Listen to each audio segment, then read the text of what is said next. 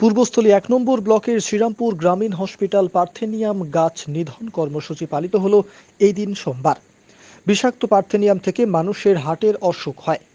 Hospital চত্বরে গজিয়ে ওঠা এই বিষাক্ত পার্থেনিয়াম গাছ কেটে ফেলতে উদ্যোগ নেয় গ্রামীণ সম্পদ কর্মীরা।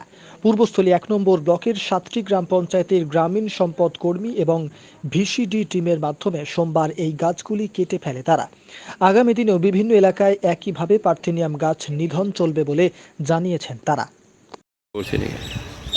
পূর্বস্থলী 1 ব্লক প্রশাসনের নির্দেশ অনুসারে আজ চাঁদপুর গ্রামীণ হসপিটালে যে বিষাক্ত ক্ষতিকারক পার্থেনিয়াম তা ধ্বংস করার কাজ চলছে।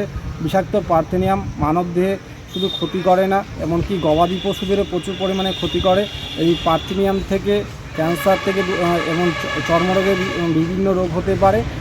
শুধু আমাদের এই চাঁদপুর হসপিটালে না, প্রত্যেকটা 7টা পঞ্চায়েতেই এই ক্ষতিকারক পার্থেনিয়াম ভিসিডি ভিআরপি দ্বারা ধ্বংস করার কাজ চলছে এবং মানুষের মধ্যে যে জনসচেতনতা তৈরি হয় তার প্রয়াস করার চেষ্টা করা হচ্ছে। এই পার্থেনিয়াম গাছটা কতটা ক্ষতিকারক?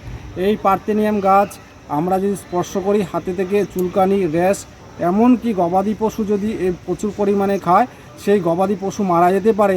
এমনকি আমরা চাষযোগ্য যে জমিগুলো আছে, জমির পাশে যদি পার্থেনিয়াম গাছ থাকে সেই জমির উর্বরতা শক্তিটাও কমে দিতে পারে।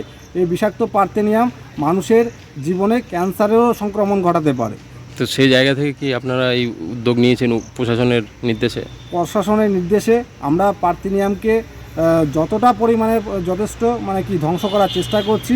এই পার্থেনিয়াম আপনাদের মনে রাখতে হবে যে পার্থেনিয়াম বছরে 3 বার হয়। এটা সূর্যমুখী প্রজাতির গাছ, একে আমরা সহজে নির্মূল করতে পারি না, কিন্তু আমরা গাছটা যখনই বৃদ্ধি ঘটে তখনই আমরা যদি ধ্বংস করি একে আমরা সমূলে বিনাশ করতে পারব।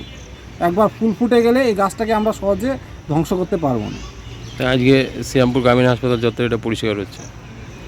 হ্যাঁ, এই প্রসেসটা আমাদের দীর্ঘদিন ধরে বিভিন্ন পঞ্চায়েতে চলছে। আজ গ্রামীণ হসপিটালে যে পার্থেনিয়াম গাছগুলো ছিল সেগুলো আজ ধ্বংস করার কাজ চলছে।